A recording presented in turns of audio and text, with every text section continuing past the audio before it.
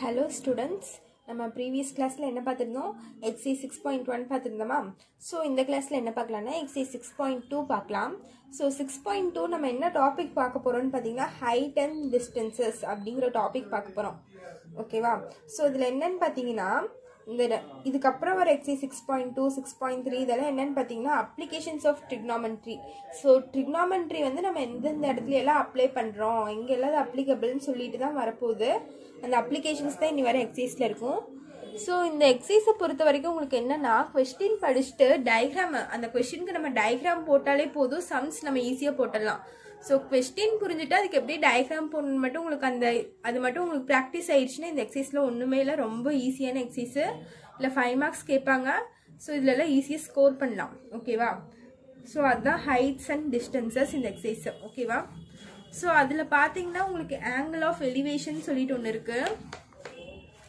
என்னன்னு பாத்தீங்கன்னா angle of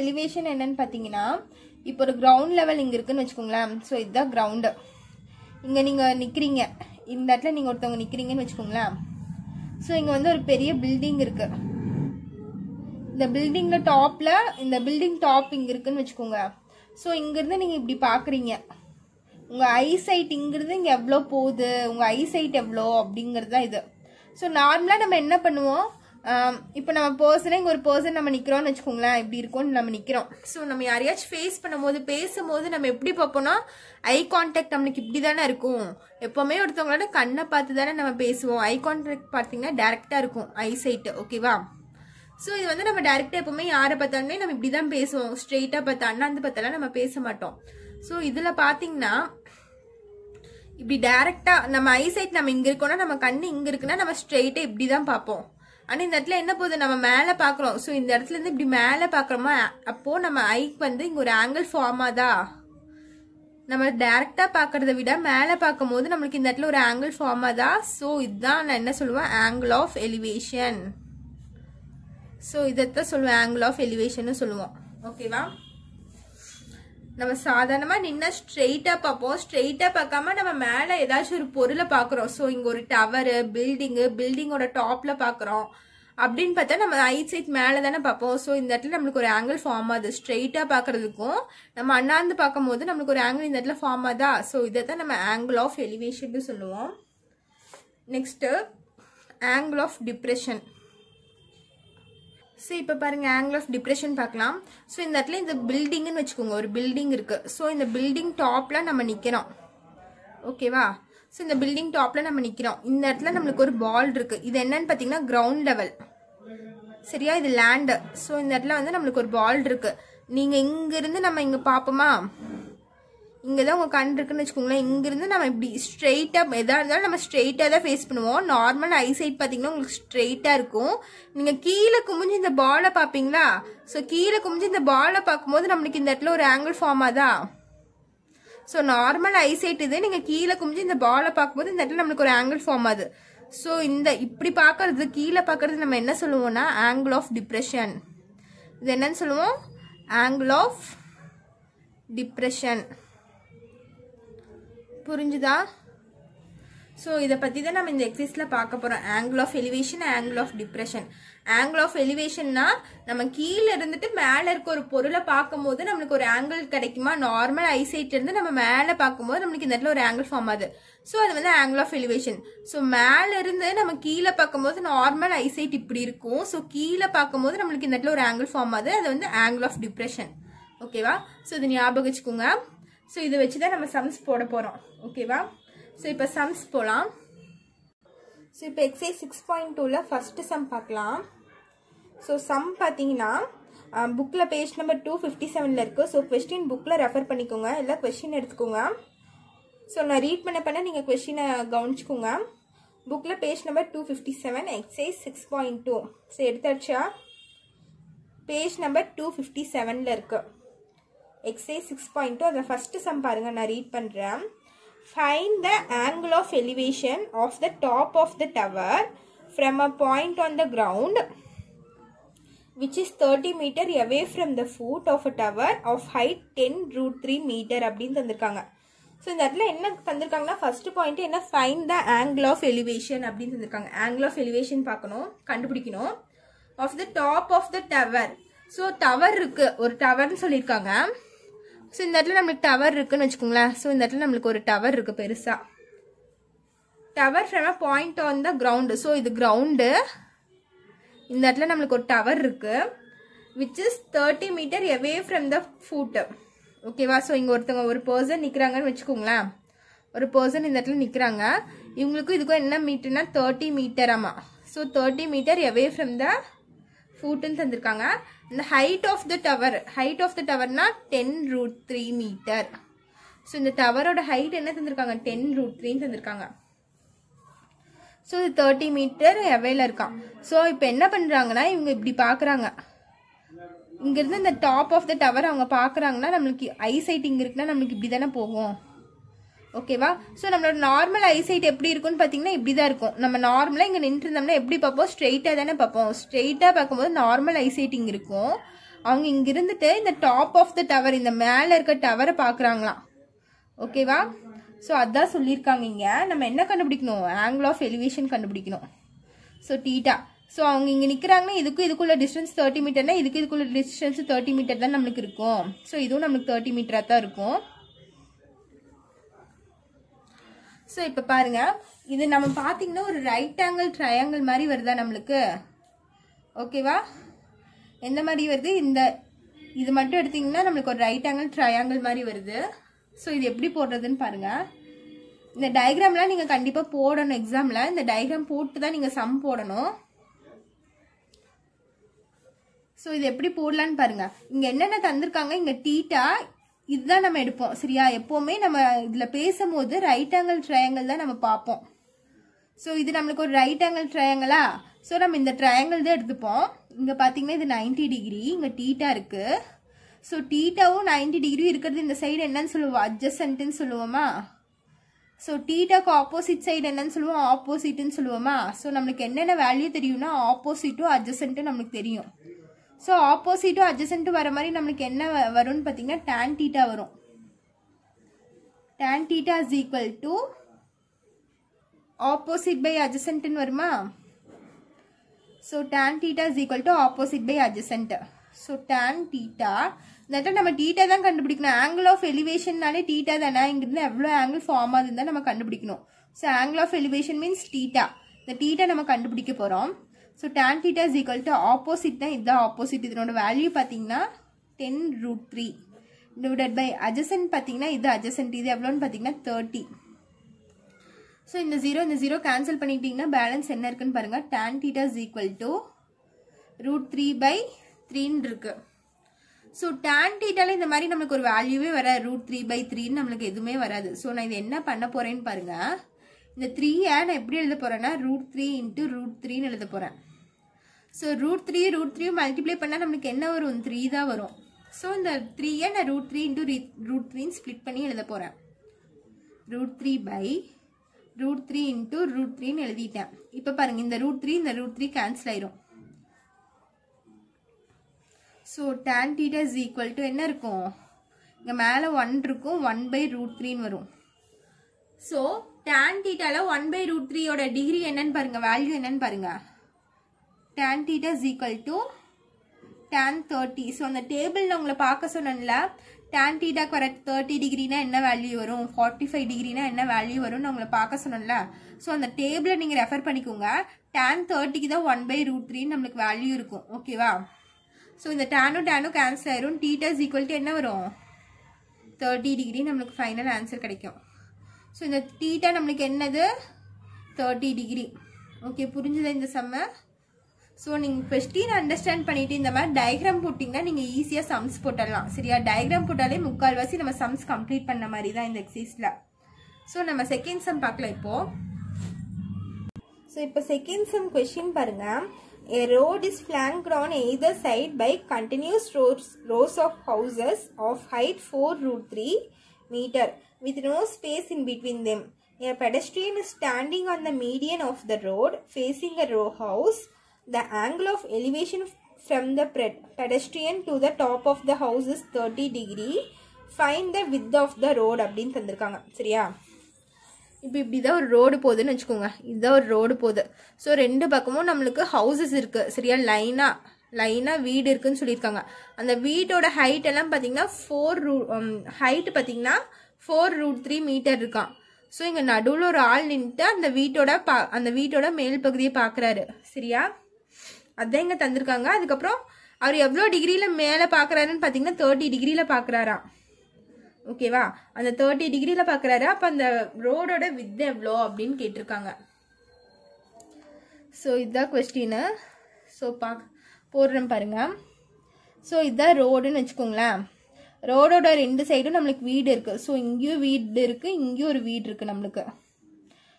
இந்த ரோட்டில் நான் சென்டரில் மீடியன்னு சொல்லியிருக்காங்க. ஸோ சென்டரில் ஒரு ஆள் நிற்கிறாரு. ஓகேவா, இந்த ஹவுசஸோட ஹைட் என்ன தந்திருக்காங்க, 4√3 தந்திருக்காங்க. லைனாக இருக்கா ஹவுசஸ், ஒரே ஹைட்டில் இருக்குது.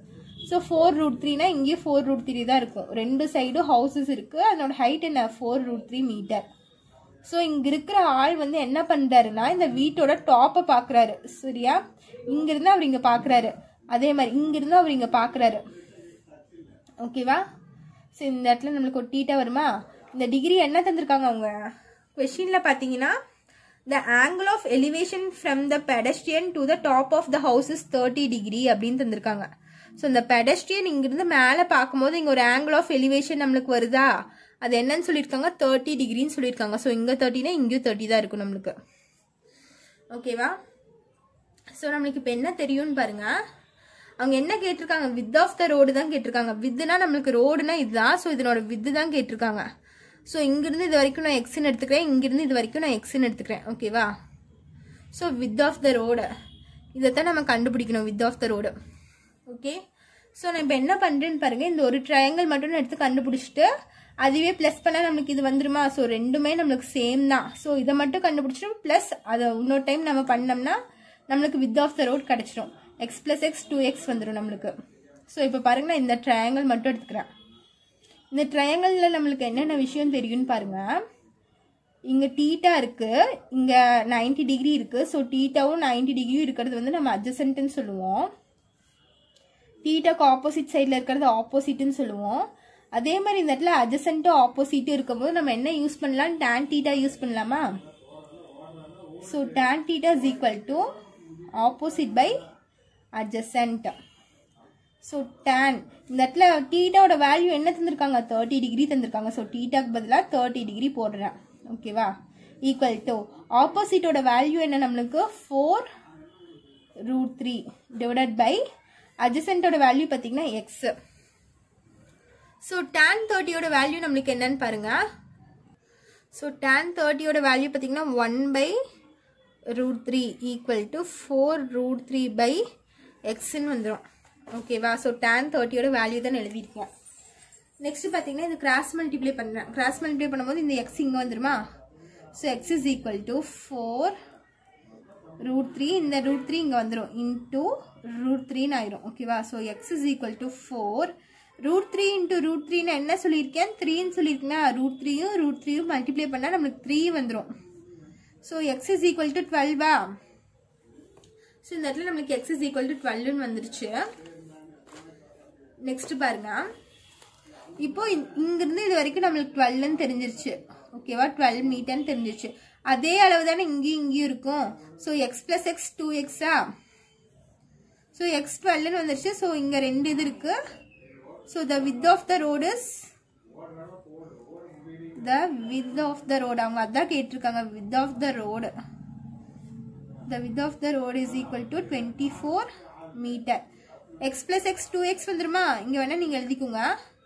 x plus x is equal to 12 plus 12 வந்துரும். So 12 plus 12 என்னது நம்மளுக்கு 24 மீட்டர். இங்க எல்லாமே அவங்க மீட்டர்ல தான் தந்திருக்காங்க. ஸோ நம்மளும் மீட்டர்னு போட்டுக்கலாம். ஸோ இந்த ஃபுல் ரோடோட வித் எவ்வளோன்னு பார்த்தீங்கன்னா 24 மீட்டர்.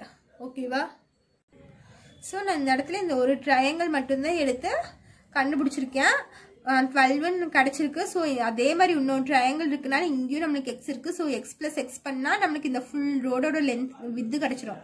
ஸோ நான் எக்ஸ் + எக்ஸ் ஆட் பண்ணி நான் 24 மீட்டர்னு எழுதியிருக்கேன். ஸோ இதுதான் உங்களோட ஃபைனல் ஆன்சர் செகண்ட் சம்க்கு. நெக்ஸ்ட் தேர்ட் சம் பார்க்கலாம். ஸோ இப்போ தேர்ட் சம் கொஸ்டின் பாருங்கள், புக்கில் பாருங்கள் கொஸ்டினை. ஸோ நான் ரீட் பண்ணுறேன். To a man standing outside his house, the angles of elevation of the top and bottom of the window are 60 degree and 45 degree respectively. If the height of the man is 180 centimeter and if he is 5 meter away from the wall, what is the height of the window அப்படின்னு கேட்டிருக்காங்க. So என்ன கண்டுபிடிக்கணும்? height of the window கண்டுபிடிக்கணும். So question என்ன சொல்லியிருக்காங்களா, இங்கே ஒரு வால் இருக்கான் சரியா, இங்க ஒரு பெரிய வால் இருக்கு, இது வந்து நம்மளோட வால் ஓகேவா. ஸோ இங்க நம்மளுக்கு விண்டோ இருக்குன்னு சொல்லியிருக்காங்க. ஸோ இங்க ஒரு விண்டோ இருக்கான். ஸோ விண்டோ இங்க தொடங்கி இங்க முடியுது. ஸோ இந்த இடம் வந்து நம்மளுக்கு விண்டோ, ஒரு ஜன்னல் இருக்குன்னு சொல்லியிருக்காங்க ஓகேவா. ஸோ இங்க ஒரு மேன் நிக்கிறாங்க. ஸோ இங்க மேன் நிக்கிறாங்கன்னு வச்சுக்கோங்களேன். நீங்க இதெல்லாம் போட வேணாம், லைன் போட்டாலே நம்மளுக்கு போதும். ஸோ இந்த மேனுக்கும் இந்த வால்க்கு உள்ள டிஸ்டன்ஸ் பார்த்தீங்கன்னா நம்மளுக்கு 5 மீட்டர் வருதான். ஸோ இந்த மேனுக்கும் வால்க்குள்ள டிஸ்டன்ஸ் என்ன, நம்மளுக்கு 5 மீட்டர் இருந்திருக்காங்க. கொஸ்டின்ல பாருங்க, he is 5 metre away from the wall. வால்ல இருந்து 5 மீட்டர் தள்ளி நிக்கிறாங்களா இவங்க. ஸோ இதுக்குள்ள டிஸ்டன்ஸ் 5 மீட்டர்னு சொல்லிட்டாங்க. அதுக்கப்புறம் பாருங்க என்ன தந்திருக்காங்க, இந்த மேன் இங்கிருந்து இந்த விண்டோவையும் பாக்குறாங்க, இந்த விண்டோ எங்க தொடங்குதுன்னு பாக்குறாங்க. ஸோ இந்த இடம் பாக்குறாங்க, இங்கிருந்து இங்க பாக்குறாங்க, அதே மாதிரி இங்கிருந்து இங்க பாக்குறாங்க. விண்டோட டாப்பையும் பாட்டமையும் அவங்க பாக்குறாங்க இங்கிருந்து. ஸோ அவங்களோட நார்மல் ஐசைட் என்ன, நம்மளுக்கு இதுதானே. ஸோ அவங்க ஸ்ட்ரெயிட்டா பார்த்தா இப்படிதான் பார்ப்பாங்க. அவங்க இங்கிருந்து இது வரைக்கும் இங்க பாக்குறாங்க, மறுபடியும் இங்கிருந்து இந்த டாப் ஆஃப் த விண்டோ பாக்குறாங்களாம். ஸோ இதனோட இது என்ன சொல்லியிருக்காங்கன்னு பாருங்க, ஆங்கிள் என்ன ஃபார்ம் ஆகுதான், 60 டிகிரி அண்ட் 45 டிகிரி ஃபார்ம் ஆகுதான். ஸோ இங்கிருந்து டாப்ல பார்க்கும்போது 60 டிகிரி, இது 45 டிகிரியா ஓகேவா. the angle of elevation of the top and the bottom. So first top தான் தந்திருக்காங்க. ஸோ அப்போ டாப்புக்கு என்ன டிகிரி பார்த்தீங்கன்னா first 60 degree. So 60 degree. Next bottom தந்திருக்காங்க, பாட்டம்க்கு என்ன டிகிரின்னு பார்த்தீங்கன்னா 45 டிகிரியா ஓகேவா. ஸோ இது நீங்கள் கரெக்டாக போட்டுக்கோங்க. 45 டிகிரி குட்டியாக தான் வரும், 60 டிகிரி தான் பெருசாக வரும். நீங்கள் நோட்டில் டயக்ராம் போடும்போது நீட்டாக போட்டுக்கோங்க. ஸோ இப்போ அவங்க என்ன கண்டுபிடிக்க சொல்லியிருக்காங்கன்னா, இந்த விண்டோவோட ஹைட் என்ன, இது என்னன்னு தான் நம்ம கண்டுபிடிக்கணும். ஸோ நான் இதை வந்து ஒய்ன்னு வச்சுக்கிறேன் ஓகேவா. ஸோ இதை வந்து நான் எக்ஸ்ன்னு வச்சுக்கிறேன், புரிஞ்சுதா. இந்த மேனோட ஹைட் தந்திருக்காங்க. ஸோ இந்த மேனோட ஹைட் என்னன்னு பார்த்தீங்கன்னா 180 சென்டிமீட்டர். இவங்களோட ஹைட் என்ன 180 சென்டிமீட்டர். ஸோ நான் இங்கே எழுதிக்கிறேன் 180 சென்டிமீட்டர்னு. ஸோ அவங்க கிரவுண்ட் லெவல் இருந்து இவ்வளோதான் இருக்காங்க. ஸோ என்னன்னு பார்த்தீங்கன்னா 180 சென்டிமீட்டர் இந்த ஹைட்டு. ஸோ இந்த ஹைட் பற்றி நம்ம பேச மாட்டோம். இதில் என்ன பேசுவோம்னு நான் சொல்லியிருக்கேன், ரைட் ஆங்கிள் ட்ரையாங்கிள் பற்றி தான் நான் பேசுவோம்னு சொல்லியிருக்கேன். ஸோ ரைட் ஆங்கிள் ட்ரையாங்கிள் நம்மளுக்கு இதுதானே ரைட் ஆங்கிள் ட்ரையாங்கிள். ஸோ இந்த ட்ரையாங்கிள் மட்டும்தான் நம்ம பேச போகிறோம். ஸோ இது எப்படி பண்ணுறதுன்னு ஃபர்ஸ்ட் பாருங்க. நான் ஃபர்ஸ்ட் இந்த ட்ரையாங்கிள் எடுத்துக்கிறேன். இந்த ட்ரையாங்கிள் எடுத்துட்டா நம்மளுக்கு என்னென்ன தெரியும்னு பாருங்க. இங்கே 5 மீட்டர்னா நம்மளுக்கு இந்த இடமும் நம்மளுக்கு 5 மீட்டர் தான் வரும் ஓகேவா. ஸோ இந்த இடத்துல பார்த்தீங்கன்னா இது டீட்டா, இது வந்து 90 டிகிரி. ஸோ நம்மளுக்கு இது அட்ஜசன்ட்னு தெரியும், இது ஆப்போசிட்னு தெரியும். ஸோ அட்ஜசன்ட்டும் ஆப்போசிட்டும் தந்திருக்கும் போது நம்ம tan தீட்டா தான் யூஸ் பண்ணுவோம். So tan theta is equal to opposite by adjacent. So tan 45, இவங்க 45 டிகிரி தந்திருக்காங்களா. ஸோ தீட்டாக்கு பதிலாக 45 டிகிரி ஈக்குவல் டு ஆப்போசிட் என்னன்னு பார்த்தீங்கன்னா எக்ஸ் டிவைடட் பை அட்ஜசன்ட் என்னன்னு பார்த்தீங்கன்னா 5. ஸோ tan 45ஓட வேல்யூ என்னன்னு பார்த்தீங்கன்னா 1. இது வந்து டேபிளில் ரெஃபர் பண்ணுங்க. tan 45 டிகிரிக்கு வேல்யூ பார்த்தீங்கன்னா 1 தான் இருக்கும். So 1 is equal to x by 5. So இந்த 5 இங்கே போயிடுச்சுன்னா 5 இஸ் ஈக்குவல் டு எக்ஸ்ன்னு ஆயிரும். ஸோ எக்ஸோட வேல்யூ நம்மளுக்கு என்ன கிடைச்சிருக்கு, 5ன்னு கிடைச்சிருக்கு. ஸோ ஆனால் அவங்க என்ன கண்டுபிடிக்க சொல்லியிருக்காங்க, இந்த விண்டோவோட ஹைட்டு தான் கண்டுபிடிக்க சொல்லியிருக்காங்க. இந்த விண்டோ எவ்வளோ மீட்டர் தான் கண்டுபிடிக்க சொல்லியிருக்காங்க. ஸோ இதை தான் ஃபைன் பண்ணணும். நீங்கள்லாம் சைடில் எழுதி வச்சுக்கோங்க, டு ஃபைன் ஒய். ஸோ நம்ம ஒய்யை தான் கண்டுபிடிக்கணும் ஓகேவா. ஸோ இந்த ஹைட்டு தான் நம்ம கண்டுபிடிக்க போகிறோம். நான் ஃபஸ்ட்டு இந்த ட்ரையாங்கிள் எடுத்து நான் எக்ஸ் கண்டுபிடிச்சிருக்கேன் ஓகேவா. இப்போ எக்ஸ் என்ன நம்மளுக்கு 5ன்னு தெரிஞ்சிருச்சு. ஸோ இப்போ பாருங்க, நான் இந்த ஃபுல் ட்ரையாங்கிள் எடுக்க போகிறேன். இது எடுக்க போகிறேன், இங்கே 60 டிகிரி இருக்கா. ஸோ இதை ஃபுல்லாக நான் எடுக்க போகிறேன். எப்போவுமே எடுக்கும் போது ரைட் ஆங்கிள் ட்ரையாங்கிள் தான் எடுக்கணும்னு சொல்லியிருக்கேன். ஸோ நீங்கள் இதை மட்டும் எடுக்கக்கூடாது, இந்த பார்ட் மட்டும் நம்ம எடுக்கக்கூடாது, ஃபுல்லாக எடுத்துக்கணும். இந்த நார்மல் ஐசைட்லேருந்து இந்த எலிவேஷன் இருக்குல்ல, ஸோ இது ஃபுல்லாக தான் எடுக்கணும். இது ஃபுல்லாக எடுத்தால் தான் நம்மளுக்கு ரைட் ஆங்கிள் ட்ரையாங்கிள் ஃபார்ம் ஆகும். ஸோ நெக்ஸ்ட் நான் இது எடுத்துக்க போகிறேன். அதுவும் பார்த்தீங்கன்னா நம்மளுக்கு இங்கிருந்து இது வரைக்கும் 5 மீட்டர்னு தெரியும், இங்கே ஒய்ன்னு தெரியும். ஸோ ஆப்போசிட்டும் அட்ஜசன்ட்டும் தெரியும். ஸோ tan theta is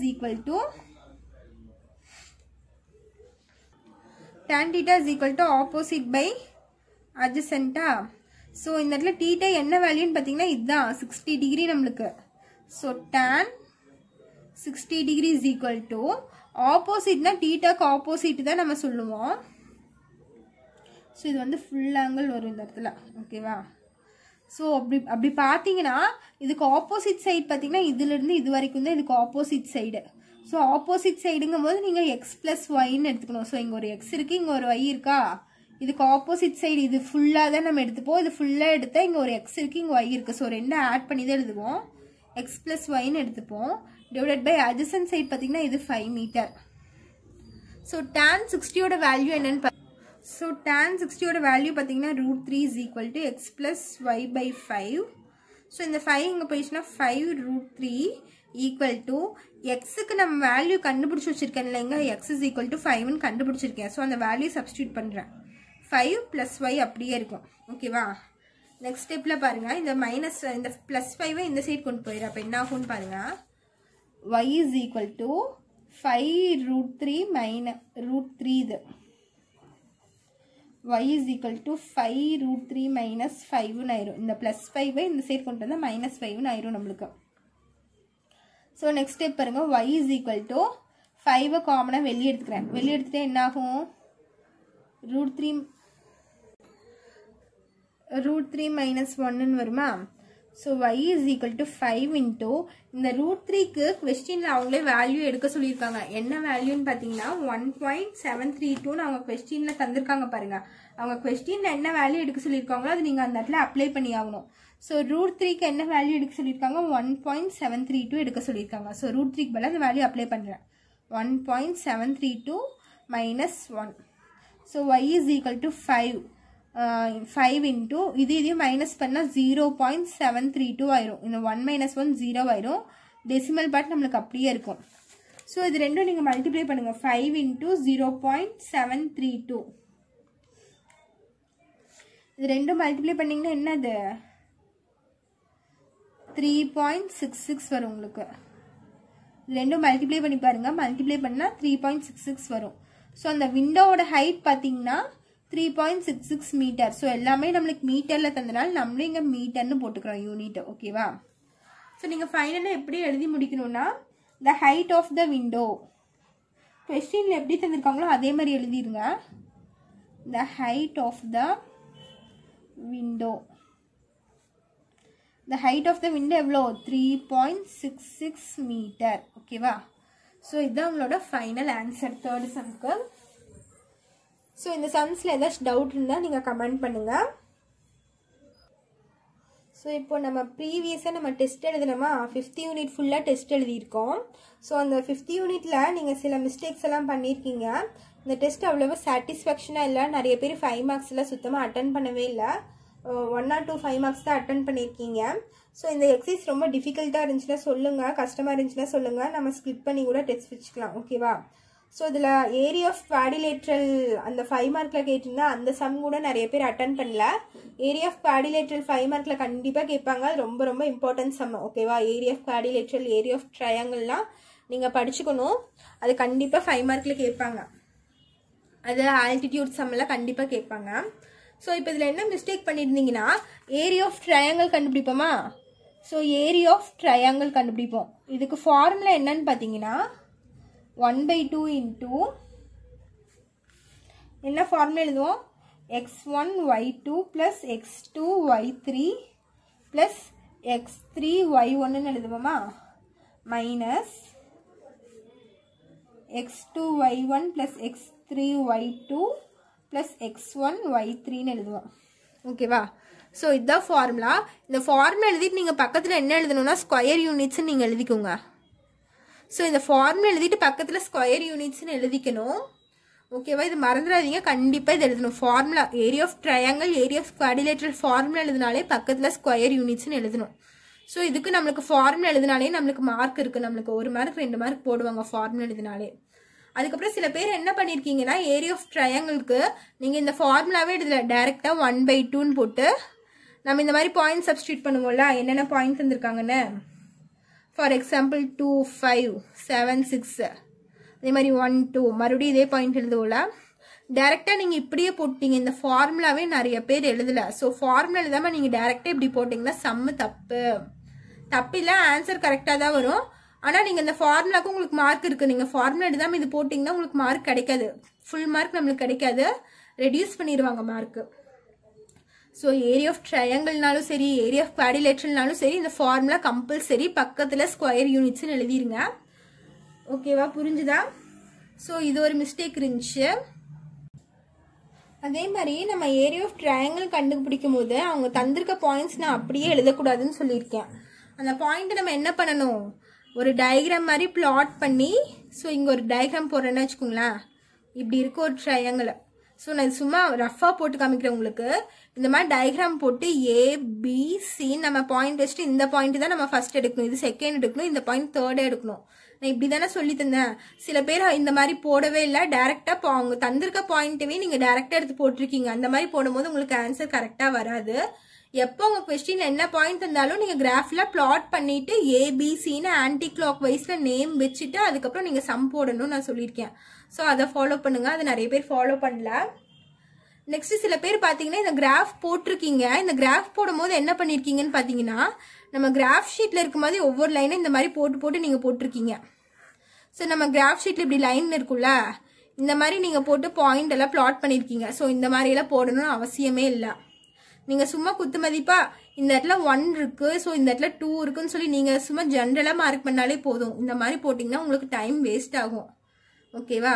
அதே மாதிரி இந்த கிராஃப் எல்லாம் நீங்கள் போடும்போது பென்சில் யூஸ் பண்ணுங்க. நிறைய பேர் பென் யூஸ் பண்ணியிருந்தீங்க. ஸோ இது பென்சிலில் நீட்டாக போடுங்க கிராஃப் எல்லாம். அப்புறம் சில பேர் கொஸ்டின் நம்பர் வந்து கரெக்டாகவே எழுதலை. சரியா? கொஸ்டின் நம்பர் எல்லாம் மாற்றி எழுதி வச்சுருந்தாங்க. சில பேர் கொஸ்டின் நம்பரே போடாமல் இருக்கீங்க. ஸோ கொஸ்டின் நம்பர் வந்து நம்மளுக்கு ரொம்ப இம்பார்ட்டன்ட்டு. நீங்கள் பப்ளிக் எக்ஸாமில் கொஸ்டின் நம்பர் போடலைன்னா அந்த கொஸ்டின் வந்து அவங்க கரெக்ஷனே பண்ண மாட்டாங்க, அடிச்சுட்டு போயிடுவாங்க. ஓகேவா? ஸோ கொஸ்டின் நம்பர் நீங்கள் கரெக்டாக எழுத பழகிக்கோங்க. என்ன கொஸ்டின் நம்பர் தந்திருக்காங்களோ அந்த கொஸ்டின் நம்பர் எழுதி அந்த ஆன்சர் எழுதுங்க. ஓகேவா? சில பேர் தப்பு எழுதிருந்தீங்க, சில பேர் எழுதவே இல்லை. ஸோ அதுக்கெல்லாம் நான் மார்க் ரெடியூஸ் பண்ணல. ஸோ அது கரெக்டாக பார்த்துக்கோங்க. நெக்ஸ்ட் டெஸ்ட்டில் நான் அதெல்லாம் பார்ப்பேன்.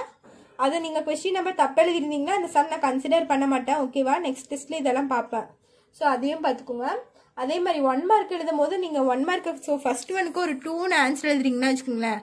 இந்த 2ங்கிற ஆன்சரு ஆப்ஷன் பியில் இருக்குன்னா சைடில் ஆப்ஷன் பின்னு எழுதுங்க. ஓகேவா? இந்த மாதிரி தான் நம்ம எழுதணும். இல்லைன்னா பி ஆப்ஷன் போட்டு ஆன்சர் 2ன்னு எழுதுங்க. பப்ளிக் எக்ஸாமில் இதையும் பார்ப்பாங்க. ஸோ நம்ம இப்படி தான் எழுதணும். வெறும் 2, 4 இந்த மாதிரியெல்லாம் நம்ம ஆன்சர் எழுதக்கூடாது. அது என்ன ஆப்ஷனோ அந்த ஆப்ஷனும் நம்ம எழுதணும். ஸோ இது நான் போன டெஸ்ட்லேயே உங்களுக்கு சொல்லியிருந்தேன், நிறைய பேர் ஃபாலோ பண்ணவே இல்லை. ஸோ இதை நெக்ஸ்ட் டெஸ்ட்லேருந்து இதை ஃபாலோ பண்ணிக்கோங்க. ஓகேவா? ஸோ அதே மாதிரி இந்த இதில் நீங்கள் சரியாகவே பார்ட்டிசிபேட் பண்ணல. சரியா? நல்லாவே இந்த டெஸ்ட் எழுதலை. நிறைய பேர் 5 மார்க்ஸ் ஒரு ரொம்ப இதாக இருந்துச்சு. ஸோ நீங்கள் நெக்ஸ்ட் டெஸ்ட்டில் மறுபடியும் மண்டே ஆர் டியூஸ்டே உங்களுக்கு டெஸ்ட் இருக்கும். ஸோ அந்த டெஸ்ட்டில் எல்லாம் நல்லா பண்ணுங்கள். 2 எக்ஸசைஸ் மட்டும்தான் நான் வைப்பேன். ஸோ இது நல்லா படிச்சுக்கோங்க.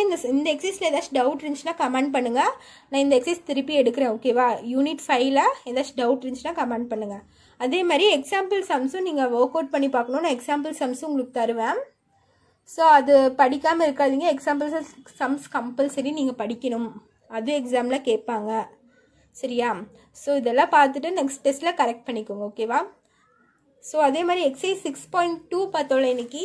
அதுலேயும் ஏதாச்சும் டவுட்னா கமெண்ட் பண்ணுங்கள். Thank you.